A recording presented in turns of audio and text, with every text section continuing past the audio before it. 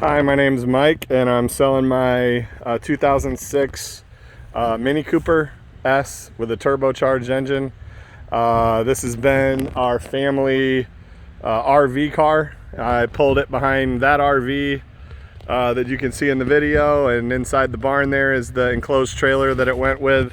I had to buy something small like this to go so it'd fit in my trailer with my side-by-side. And we've decided to change how we do things, and we're not going to need this car anymore. I bought it from an elderly man that was the original buyer, and never smoked in it, kept it in his garage. It's a beautiful little car. If you don't know that much about Mini, they're owned by BMW, and everything is built really solid. When you drive this car, it doesn't feel like most little cars. It feels like a solid full-size car, and has a lot of power. It's very peppy. Also, I'm a 6'2" guy, 280 pounds, and believe it or not, fit very comfortably in this car. They dedicated most of the space to the front seat, so there's not a lot of back seat. Just be aware of that. There's not a lot of blemishes on the car. There's a couple little tiny scratches in the paint. That's not a dent at all, but there's a couple little scratches right there where I must have touched the fender inside the trailer when I opened the door one time. There's a little tiny nick right on the front left fender. Other than that, it's pretty clean, this car. I'm almost like a brand new car. Nothing's faded, nothing is embarrassing. The interior looks probably about the same as it did the day that he picked it up from the dealership. There's no scratches or scuffs or any discoloration or fading or anything in the dash or whatnot. Car has 48,000 miles on it. It's probably one of the lower mile ones you're ever going to see out there. Also, because it's just been sitting in a barn and used a few times a year, you won't find one with this low miles on it. There's the back of the car. We just were on a trip out west in which it was pulled on a little trailer, different than my enclosed trailer. And I needed to be able to pull the little trailer around at the RV park and park it. So I put a little hitch on the back, and it works great if you ever want to pull a little very small trailer. It does that extremely well.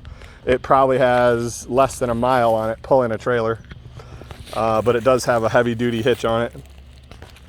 There's no blemishes on this side of the car at all, I don't think. The plastics all look nice and everything. The tire, I got a flat tire while we were on this trip, and I replaced this front right tire. The other tires are in fine shape, but they're older, but they all look good to me. I don't think they need to be replaced. More to the interior here. The doors look really nice. You can see they have this like polished aluminum looking trim all around,